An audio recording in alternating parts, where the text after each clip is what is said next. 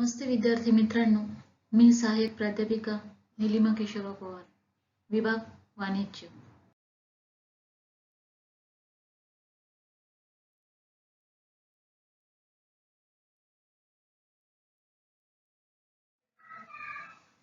विद्यार्थी मित्रांनो, आज आपण व्यवसाय प्रशासन 2 या विषयातील प्रकरण 4 कार्यक्षमता मूल्यांकन व्यवस्थापन येथील काही मुद्द्यांचा अभ्यास करणार आहोत.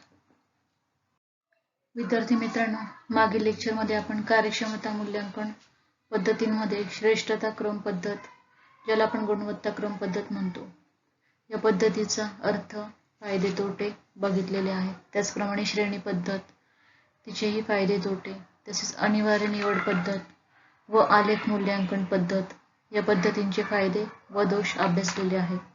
आज आपण पुढील काही पद्धतींचा सखोलपणे अभ्यास करणार आहोत. त्याचप्रमाणे कार्यक्षमता मूल्यांकनाची तंत्रे तसेच कार्यक्षमता मूल्यांकनाचे फायदे व मर्यादाही अभ्यासणार आहोत. कार्यक्षमता मूल्यांकनाची पुढील पद्धत आहे वर्णनात्मक नोंद पद्धत. या पद्धतीत मूल्यांकन करण्याकरिता कामाच्या पद्धतीचे वर्णन करणाऱ्या विधानांचा उपयोग केला जात असतो. यात कर्मचाऱ्यांची सकारात्मक, नकारात्मक प्रवृत्ती विचारात घेतली जात असते. सर्वसामान्यपणे पुढील विधानांचा उपयोग कर्मचाऱ्यांच्या कार्याचे मूल्यमापन करण्याकरिता केला जात असतो, ज्यात त्यांचे वर्णनाचा समावेश असतो. त्यात पहिले आपण सांगू शकतो वैयक्तिक सूचनांकडे दुर्लक्ष करून कमीत कमी प्रयत्न करणे. पुढे सांगू शकतो की चांगल्या प्रकारचे काम करतो, तसेच सहजतेने काम करण्याची क्षमता नाही, किंवा शांततेने काम करतो तो कर्मचारी, किंवा तो कर्मचारी काळजीपूर्वक व बिनचूक काम करतो, तसेच इतरांना सहकार्य करतो की नाही. त्याचप्रमाणे अप्रामाणिकपणा, कामात स्वारस्य नाही. यापैकी होकारात्मक गुणांकरिता गुण दिले जातात, मात्र कर्मचाऱ्यांच्या कामाच्या दर्जानुसार गुण दिले जातील याची खात्री नसते. तसेच मूल्यांकनाकरिता योग्य विधानांची निवड करणे आवश्यक असते. पुढील पद्धत आहे मास्टर स्केल पद्धत. कर्मचाऱ्यांच्या योग्यतेचे मूल्यमापन, त्याच्या योग्यतेचे विविध वैशिष्ट्यांमध्ये विश्लेषण करणे आवश्यक आहे. तसेच प्रत्येक कर्मचाऱ्याची इतर सर्व कर्मचाऱ्यांशी तुलना न करता काही निवडक कर्मचाऱ्यांशी तुलना करणे योग्य व सोयीचे होईल. या जाणीवांमधून मास्टर स्केल पद्धतीचा विकास झालेला आहे. एका दृष्टीने तुलना पद्धतीमध्ये असलेले दोन्ही दोष दूर करण्यासाठी करण्यात आलेले प्रयत्न हेच मास्टर स्केल पद्धतीच्या विकासासाठी कारणीभूत ठरलेले आहेत असे आपल्याला म्हणता येईल. मास्टर स्केल पद्धतीमध्ये कर्मचाऱ्यांच्या योग्यतेचा साकल्याने विचार केला जात नाही. योग्यतेचे काही प्रमुख घटक, उदाहरणार्थ विश्वसनीयता, कौशल्य, नेतृत्व इत्यादी विचारात घेऊन नंतर प्रत्येक कर्मचाऱ्याच्या योग्यतेबद्दल अभिप्राय दिला जातो. दुसरे असे की प्रत्येक कर्मचाऱ्याच्या योग्यतेचे मूल्यांकन करण्याकरिता त्याची इतर सर्व कर्मचाऱ्यांशी तुलना न करता काही निवडक कर्मचाऱ्यांशी तुलना केली जात असते. उदाहरणार्थ की समजा एखाद्या कारखान्यातील कर्मचाऱ्यांच्या योग्यतेचे मूल्यमापन कौशल्य या गुणांच्या आधारावरच करायचे असते.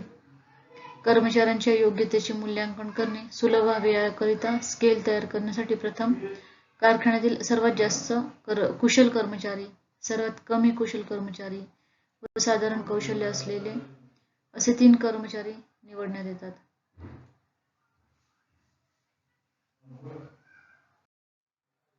तपासणी यादी पद्धत. कर्मचाऱ्यांमध्ये कोणकोणते गुण आहेत हे पाहण्यासाठी विशेष रीतीने तयार केलेल्या प्रश्नांची एक यादी तपासणी यादी पद्धतीचे एक ठळक वैशिष्ट्य म्हणता येईल. तपासणी यादीमध्ये असणारे विविध प्रश्न हे कर्मचाऱ्यांच्या योग्यतेबद्दल, व्यक्तिमत्वाबद्दल, कामाबद्दल, व्यवहाराबद्दल, स्वभावाबद्दल व वागणुकीबद्दल असतात. या पद्धतीनुसार तपासणी यादीमध्ये समाविष्ट असलेल्या सर्व प्रश्नांची उत्तरे प्रत्येक कर्मचाऱ्याच्या बाबतीत मिळविण्याची जबाबदारी पर्यवेक्षक, कारखान्याचा अधीक्षक किंवा विभाग प्रमुखाकडे सोपवण्यात येत असते.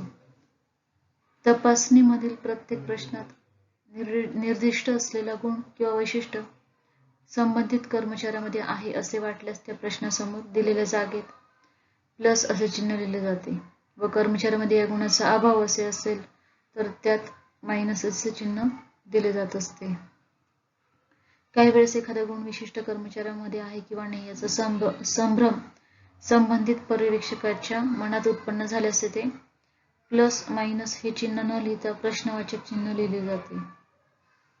गुणमूल्यांकनाच्या तपासणी यादीमध्ये यादी पद्धतीचे बरेचसे यश हे यादीमध्ये समाविष्ट केलेले प्रश्न किती समावेशक व कर्मचाऱ्यांबद्दलची अपेक्षित माहिती मिळवण्याच्या दृष्टीने किती उपयुक्त आहे यावर अवलंबून असते. हे प्रश्न कसे असतात त्याचा नमुना आपण इथे आता बघणार आहोत.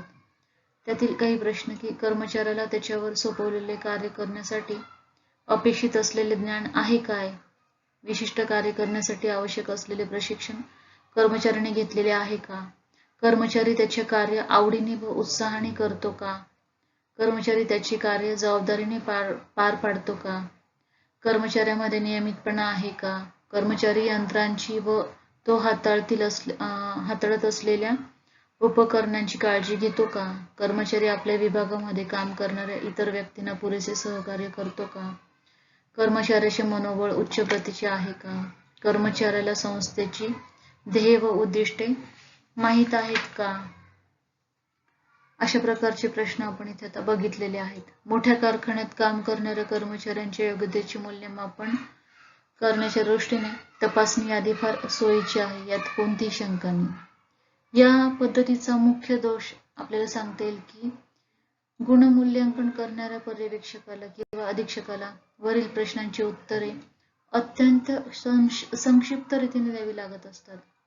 कर्मचाऱ्यांच्या गुणांची श्रेणी किती हे याच्यातून आपल्याला समजत नाही. हा या पद्धतीचा एक दोष आपल्याला सांगता येईल. पुढे आपण सांगू शकतो की महत्त्वपूर्ण घटनांच्या किंवा प्रसंगांच्या आधारावर करण्यात येणारे गुणमूल्यांकन. कारखान्याच्या विविध विभागात कर्मचारी त्याचे नेहमीचे काम करत असताना अनेक घटना घडतात. यापैकी बऱ्याच घटना कर्मचाऱ्यांच्या कामाशी प्रत्यक्षपणे किंवा अप्रत्यक्षपणे संबंधित असतात. कारखान्याच्या धावपळीच्या व यांत्रिक जीवनात या घटनांकडे लक्ष देण्याकरिता कुणाजवळ सवड नसते. त्यामुळे या घटनांकडे दुर्लक्ष करण्याची संबंधित कर्मचारी, त्याचे सहकारी व पर्यवेक्षकांची सुद्धा प्रवृत्ती असते. या घटनांपैकी काही महत्त्वाच्या घटनांचे विश्लेषण करून त्याच्या सहाय्याने संबंधित कर्मचाऱ्याच्या वागणुकीबद्दल, चारित्र्याबद्दल किंवा प्रवृत्तीबद्दल काही निश्चित स्वरूपाचे निष्कर्ष काढणे शक्य आहे. हाच गुणमूल्यांकनाच्या प्रस्तुत पद्धतीचा तात्विक आधार आहे. ज्या घटनांचे विश्लेषण करून संबंधित कर्मचाऱ्यांच्या योग्यतेबद्दल निष्कर्ष काढू शकतो अशा घटनांची काही उदाहरणे आपण खाली दिलेली आहे. यात पहिले उदाहरण आहे की आपले नेहमीचे काम करत असताना कर्मचाऱ्याला राग आल्यास त्याची कारणे व राग प्रकट करण्यासाठी त्याने स्वीकारलेले माध्यम. किंवा आपण सांगू शकतो की सहकाऱ्यांनी अपेक्षिलेली मदत देण्यास कर्मचाऱ्यांनी दिलेला नकार व असा नकार देण्यासाठी त्याने पुढे केलेले कारण. पुढील प्रश्न आपण सांगू शकतो की भविष्यातील प्रशिक्षण मिळवण्यासाठी कर्मचाऱ्यांनी दिलेला नकार, कर्मचाऱ्यांची त्याच्या सहकाऱ्यांशी विविध कारणांवरून झालेली भांडणे. ज्या घटनांच्या आधारावर कर्मचाऱ्यांचे गुणमूल्यांकन केले जाते अशा घटना केवळ सकारात्मकच असल्या पाहिजे असे नव्हे, नकारात्मक घटना सुद्धा त्या दृष्टीने महत्त्वाच्या असतात. काही उदाहरणे खाली दिलेली आहेत. प्रशिक्षण मिळवण्यासाठी कर्मचाऱ्याने दाखवलेली उत्सुकता, अडचणीच्या वेळी सहकाऱ्यांना मदत करण्यासाठी कर्मचाऱ्याने दाखवलेली तत्परता, सणाच्या वेळेस किंवा इतर प्रसंगी कर्मचाऱ्याने संघटनेच्या प्रती दाखवलेली निष्ठा, तसेच ज्या वेळेस भावनांचा उद्रेक होणे अत्यंत स्वाभाविक ठरेल अशा प्रसंगी कर्मचाऱ्याने स्वतःचे मन काबूत ठेवण्यात मिळवलेले यश, कर्मचारी त्याचे काम करीत असताना घडलेल्या घटना. काही घटना अशा फार महत्त्वाच्या आपल्याला सांगता येतील. या घटनांचे विश्लेषण केल्यास संबंधित कर्मचारी त्याच्या कार्यात यशस्वी होऊ शकेल किंवा नाही हे ठरवता येणे शक्य आहे. या गृहीतावरच गुणमूल्यांकनाची ही पद्धत आधारित आहे. घटना नेहमीच घडत असतात. त्यापैकी कोणत्या घटना विशेष महत्त्वाच्या आहेत हे ठरवून त्याबद्दल तत्परतेने नोंद करण्याची जबाबदारी पर्यवेक्षकाची असते.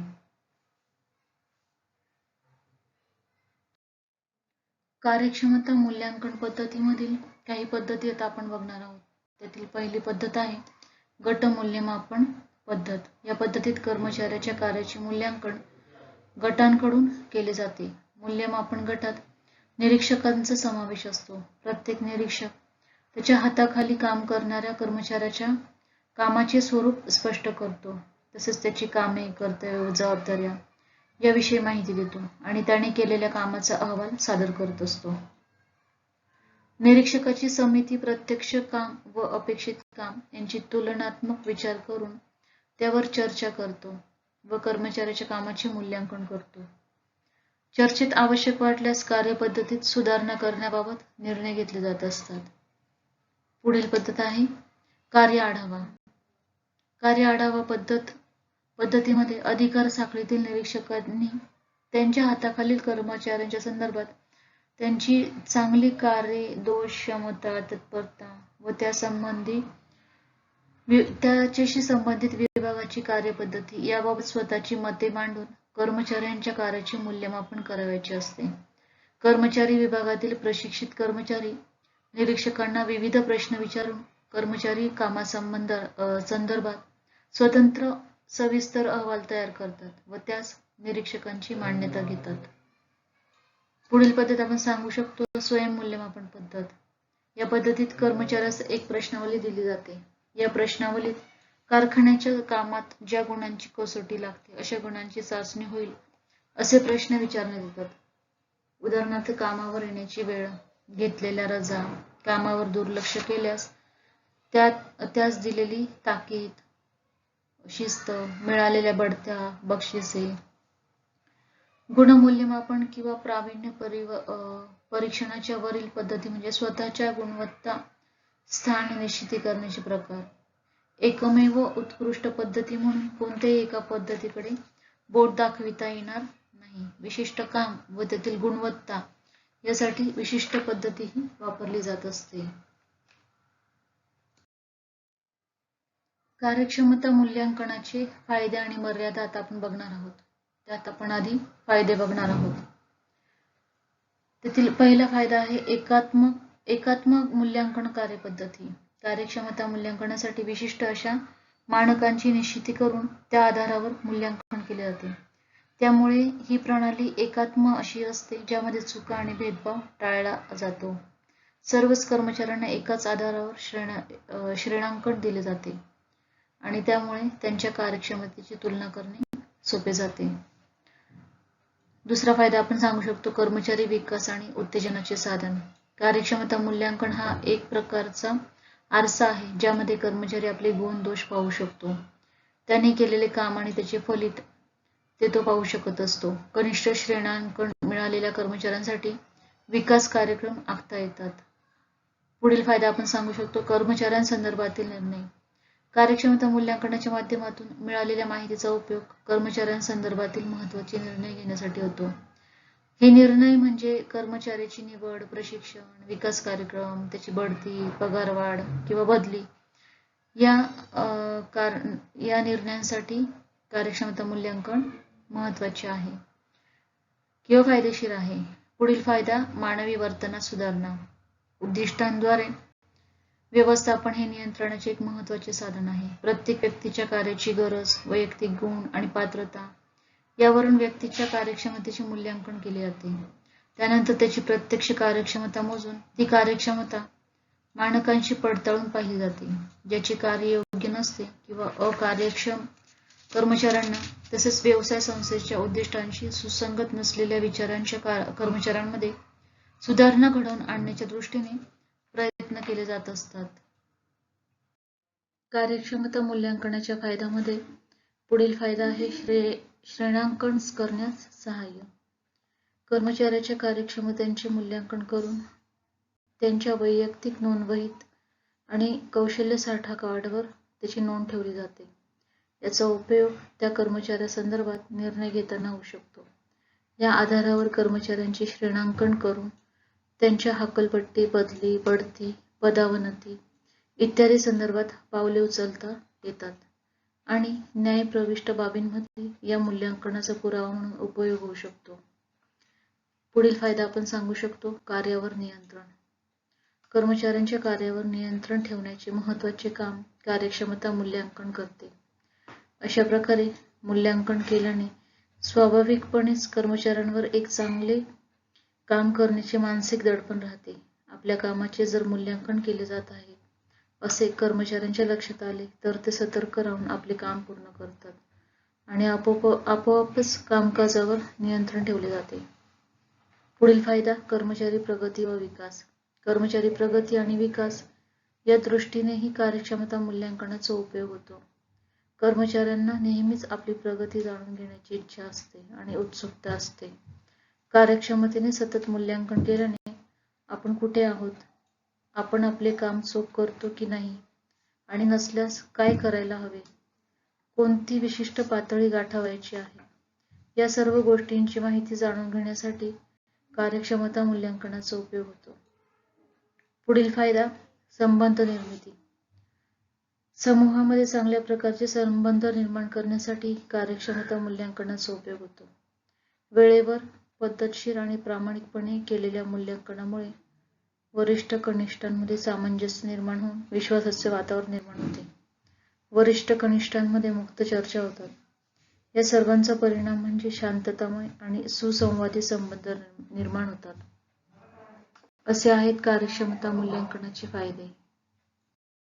कार्यक्षमता मूल्यांकनाच्या मर्यादा. यामध्ये पहिली मर्यादा आपण सांगू शकतो बदलती मानके. कार्यक्षमता मूल्यांकन हे एकात्म आणि उचित अशा मानकांच्या आधारावर केले जावे, अन्यथा कर्मचाऱ्यांचा गोंधळ होऊ शकतो आणि व्यवसाय संस्थेलाही कोणती व्यक्ती विशिष्ट कामासाठी व बढतीसाठी योग्य आहे हे ठरविणे कठीण जाईल. पुढील मर्यादा आपण सांगू शकतो विविध मूल्यांकनकर्त्यांचे पॅटर्न. मूल्यांकनकर्त्यांची श्रेणी देण्याची शैली वेगळी असू शकते. काही व्यवस्थापक खूपच कडक असतात तर काही मवाळ असतात. त्यामुळे कोणत्या व्यक्तीने मूल्यांकन केले आहे यावर त्या कर्मचाऱ्याच्या कार्यक्षमतेचे मूल्यांकन होते. पुढील मर्यादा आपण सांगू शकतो मध्यवर्ती प्रवृत्ती. बऱ्याच मूल्यांकन फॉर्ममध्ये कर्मचाऱ्यांच्या कामकाजाचे मूल्यांकन करताना मूल्यांकनकर्त्याला वेळोवेळी वेगवेगळ्या श्रेणी द्याव्या लागतात. यामधून वाचनासाठी मूल्यांकनकर्ते एक सोपा मार्ग निवडतात, तो म्हणजे सर्वांना सरासरी अशी श्रेणी देणे. सर्वांनाच सरासरी श्रेणी मिळाल्यामुळे योग्य मूल्यांकन होत नाही व पर्यायाने मूल्यांकनाला मर्यादा येतात. पुढील मर्यादा आहे प्रथम प्रभाव.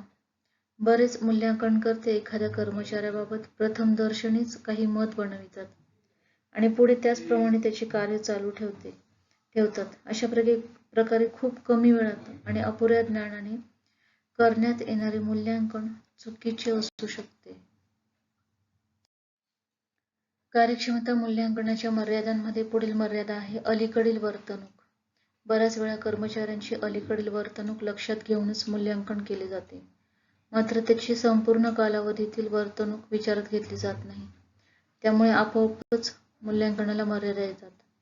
त्यामुळे एखादा साधा सरळ कर्मचारीही त्याचे मत प्रदर्शित केल्याने उद्धट ठरू शकतो. पुढील मर्यादा आहे वलय प्रभाव. काही मूल्यांकनकर्त्यांची व्यक्तींच्या वैशिष्ट्यावरून उच्च किंवा कनिष्ठ श्रेणी देण्याची प्रवृत्ती असते.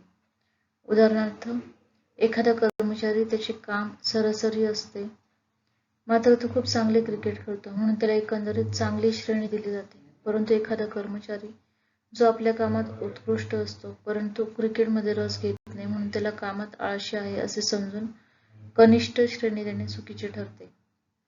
पुढील मर्यादा ठराविक साचा. त्यालाच मूल्यांकनकर्त्याचा पूर्वग्रह म्हणतात. काही मूल्यांकनकर्त्यांच्या मनात एखाद्या व्यक्तीचे लिंग, रंग, धर्म, जात, वय, वेशभूषा, राजकीय विचार इत्यादी संदर्भात विशिष्ट असे चित्र असते. व्यक्तीला त्या आधारे श्रेणी दिली जाते, जी चुकीच्या कल्पनांवर किंवा भावनांवर दिलेली असते. या आधारावर दिलेली श्रेणी चुकीची असू शकते. व शेवटची मर्यादा आपण सांगू शकतो तुलना. कार्यक्षमता मूल्यांकनामध्ये दोन कर्मचाऱ्यांच्या कार्यक्षमतेची तुलना केली जाते. अशा प्रकारे तुलना करणे हे अतिशय अवघड काम असते. म्हणून कार्यक्षमता मूल्यांकनाची ती मर्यादा आपल्याला सांगता येईल. अशा प्रकारे विद्यार्थी मित्रांनो, आज आपण कार्यक्षमता मूल्यांकन व्यवस्थापनाच्या विविध पद्धती अभ्यासलेल्या आहेत. त्याचप्रमाणे कार्यक्षमता मूल्यांकनाचे फायदे व मर्यादाही आपण सखोलपणे अभ्यासलेल्या आहेत. अशा प्रकारे आज आपले प्रकरण 4 येथे पूर्ण झालेले आहे. धन्यवाद.